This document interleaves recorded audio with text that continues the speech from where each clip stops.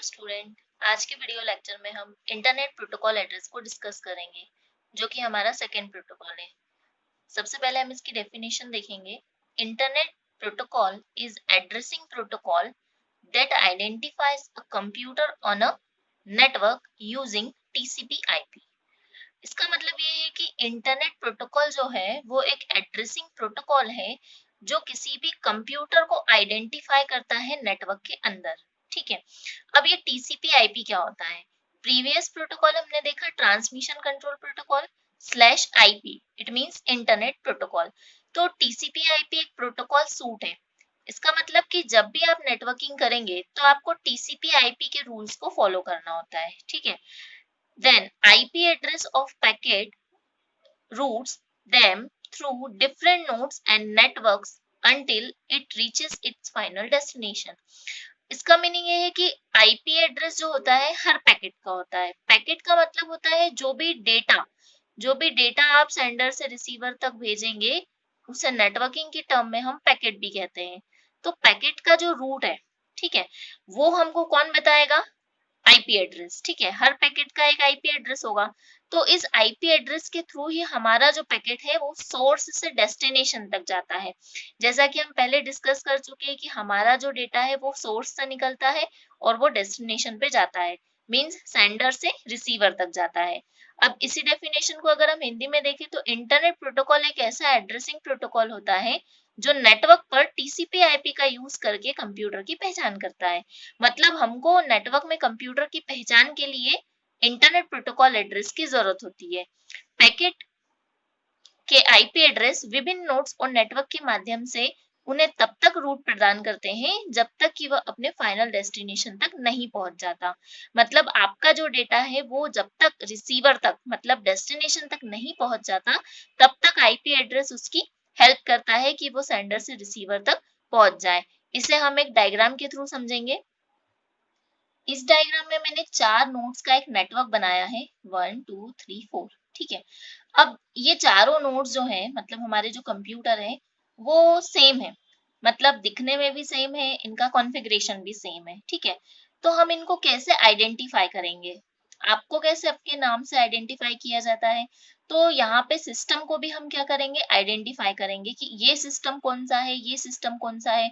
तो इसको पहचानने के लिए हमको किसी न किसी एड्रेस की जरूरत होगी। ठीक है, जैसा कि मैंने यहाँ पे एक एड्रेस लिखा है। ठीक है, तो ये जो एड्रेस है ये आईपी एड्रेस है। अब ये जो आईपी एड्रेस होता है वो यूनिक होता है। यूनिक मतलब सिंगल होता है। ठीक है, यूनिक का मतलब ये है कि जो आईपी एड्रेस हमने इस नोड को असाइन किया है सेम आईपी एड्रेस किसी और नोड का इस नेटवर्क में नहीं हो सकता। ठीक है, अब आप यहाँ पे देख रहे हैं कि हर नोड को मैंने एक यूनिक आईपी एड्रेस असाइन किया है। अब आईपी एड्रेस को लिखने का तरीका क्या होता है?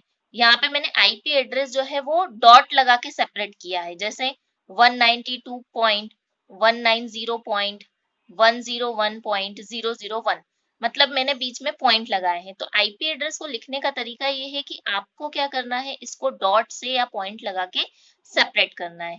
ठीक है, दूसरी चीज आपको ये ध्यान रखनी है कि आईपी एड्रेस के जो डिजिट्स हैं वो 0 से 255 के अंदर की ही डिजिट होना चाहिए। आईपी एड्रेस की रेंज होती है कि आप 0 से लगाकर 255 तक की कोई भी डिजिट इसको असाइन कर सकते हैं। अब आप देख लीजिए एक बार, मैंने जो आईपी एड्रेस असाइन किया है उसमें कहीं भी 255 से ज्यादा की डिजिट मैंने नहीं ली है। जैसे 177 भी 255 के अंदर ही है। आप 0 को भी इंक्लूड कर सकते हैं, 255 को भी इंक्लूड कर सकते हैं, बट 255 से ज्यादा वाली कोई भी डिजिट आप आईपी एड्रेस में इंक्लूड नहीं कर सकते। अब हमने ये आईपी एड्रेस हर सिस्टम को असाइन कर दिया, तो ये आईपी एड्रेस जो है इस सिस्टम का आइडेंटिफिकेशन होगा। जैसे हमको पता है कि ये वाला जो सिस्टम है ये 59.177.134.72 है, वैसे ये सिस्टम जो है वो 101.190.72.34। इसका मतलब ये है कि हम इन कंप्यूटर को कोई नाम तो असाइन नहीं कर सकते क्योंकि ये सेम होते हैं। तो इनको हम यूनिकली आइडेंटिफाई करने के लिए जिस एड्रेस का यूज करते हैं उसे हम इंटरनेट प्रोटोकॉल एड्रेस या आईपी एड्रेस कहते हैं। अब यहाँ आईपी एड्रेस से रिलेटेड मैंने कुछ पॉइंट्स दिए हैं। फर्स्ट है आईपी, इसका फुल फॉर्म होता है इंटरनेट प्रोटोकॉल एड्रेस। दूसरा इसका जो साइज होता है वो 32 बिट का होता है, या फिर हम उसको बाइट्स में कैलकुलेट करें तो 4 बाइट का होगा। सेपरेटेड बाय डॉट, इसका मतलब आईपी एड्रेस को हम डॉट के थ्रू सेपरेट करते हैं। और लास्ट में मैंने इसका एक एग्जांपल दिया है 59.177.134.72। तो ओवरऑल हम ये कह सकते हैं कि आईपी एड्रेस जो है वो हमारे सिस्टम को नेटवर्क में यूनिकली आइडेंटिफाई करता है। क्योंकि नेटवर्क में बहुत सारे कंप्यूटर हो सकते हैं, तो हम कैसे पता लगाएंगे कि कौन सा कंप्यूटर हमारा सोर्स है और कौन सा कंप्यूटर हमारा डेस्टिनेशन है, मतलब हमारा डेटा कहाँ से जाने वाला है और कहाँ पे उसको पहुंचना है। तो उसको हम आईपी एड्रेस की हेल्प से भेज सकते हैं या फिर सेंड कर सकते हैं, इसीलिए हम इसको यूनिक बोलते हैं। इसी के साथ हम आईपी एड्रेस को लॉजिकल एड्रेस भी कहते हैं। ठीक है, लॉजिकल एड्रेस का मतलब होता है कि ये सिस्टम कहीं माउंटेड नहीं होगा, मतलब कहीं लिखा नहीं होगा, आपको इसको लॉजिकली आपके सिस्टम को असाइन करना होता है। Thank you.